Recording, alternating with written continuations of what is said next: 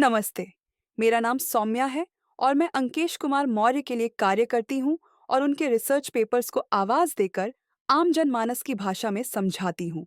आज मैं आपको अंकेश के रिसर्च पेपर से एक कहानी सुनाने जा रही हूँ, जिसके माध्यम से आप यह जानेंगे कि सिविल सेवकों और अधिकारियों को आर्कियोलॉजिकल गवर्नेंस को जानना क्यों जरूरी है। तो शुरू करते हैं। साल 2015 की बात है। उत्तर प्रदेश सरकार ने शहरी गरीबों के लिए आसरा योजना के अंतर्गत कासगंज जनपद के सौरो क्षेत्र में 252 सस्ते आवासों के निर्माण हेतु 13 करोड़ की धनराशि स्वीकृत की।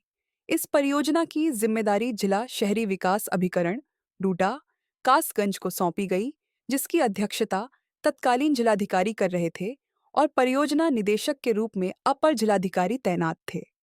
इस योजना के अंतर्गत डूडा ने निर्माण कार्य के लिए एक भूखंड चुना, जो दुर्भाग्यवश भारतीय पुरातत्व सर्वेक्षण एएसआई द्वारा संरक्षित सीताराम मंदिर के बिल्कुल समीप था।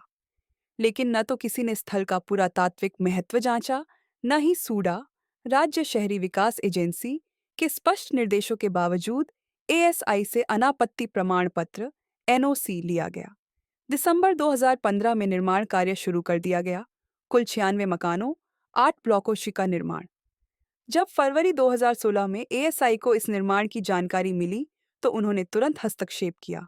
जांच में यह सामने आया कि 4 ब्लॉक, 48 मकान संरक्षित स्मारक से 100 मीटर की दूरी के भीतर प्रतिबंधित क्षेत्र थे और 4 ब्लॉक 200 मीटर के अंदर नियंत्रित क्षेत्र में थे, जो सीधे तौर पर प्राचीन स्मारक एवं पुरातात्विक स्थलों और अवशेष अधिनियम संशोधन एवं प्रमाणीकरण 2010 का उल्लंघन था।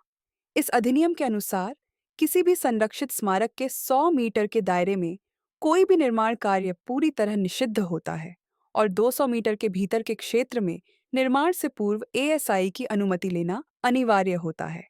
लेकिन न योजना बनाने वालों ने ध्यान दिया, न जिला प्रशासन ने। नतीजतन 1.5 करोड़ की लागत से बनी ये आवासीय इमारतें अधूरी रह गईं और सरकारी धन व्यर्थ चला गया।